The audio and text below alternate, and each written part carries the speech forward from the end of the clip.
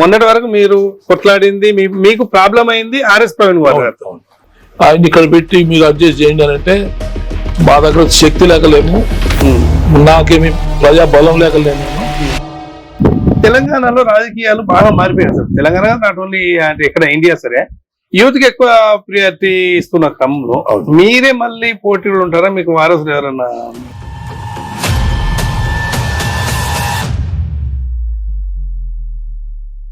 అరే కోనప్ప కింద ఇంతకంటే ఎక్కువ సేవలు చేయొచ్చు, అడవులన్నీ ఆయన నరికేసుకుని అమ్ముకుంటున్నాడు కదా. నాలికి అద్దు పద్దు లేదు, మనిషికి సిగ్గు ఎక్కువ లేదు.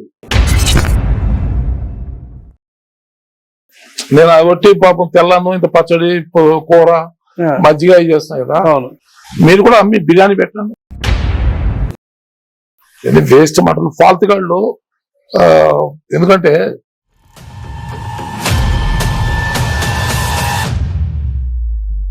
ఇన్ కేస్ ఆఫ్ మీరు మళ్ళీ బీఆర్ఎస్ కి వెళ్ళేటట్టు ఉంటే పరిణామాలు ఎలా ఉంటాయి?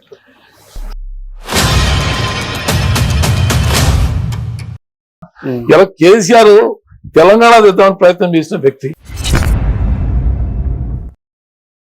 500 కోట్లు ఉన్నాయి దగ్గర ఉంటే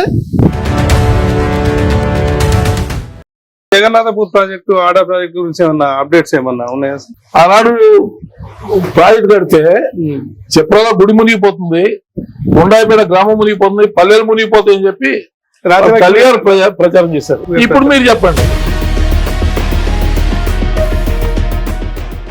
ఈ మధ్య మీరు ఇస్తున్న సంకేతాలు రేవంత్ రెడ్డి గారికి కాంగ్రెస్ కి ఛాలెంజ్ చేసి మళ్ళీ టిఆర్ఎస్ కి సపోర్ట్ చేస్తాం. నేను ఈ క్వశ్చన్ యాక్చువల్ అడగద్దు, మీరు ఫీల్ కావద్దు ప్రేక్షకులంతా. కోనేరు కోనప్ప గారు చేస్తున్న సేవ ఆగొద్దు. ఇన్ కేస్ ఆఫ్ అంటే సరే 70-80 ఏళ్ళు వస్తాయి, దైవ నిర్ణయం, ఇంకో 10 ఏళ్ళు చేస్తారు, 20 ఏళ్ళు చేస్తారు, 100 ఏళ్ళు చేయాలని కోరుకుంది. తను ఇలాగే కొనసాగుతుందా? నా మనవని నా మనవాళ్ళందరినీ కూడా నేను ఇన్వాల్వ్ చేస్తూ ఉంటాను. వాళ్ళు చెప్తా ఉంటా వాడికి ఒక ఆ నెత్తుల్లో ఎక్కడన్నా ఒక పర్సెంట్ ఉన్నా కూడా వాళ్ళు సేవ్ చేస్తారు.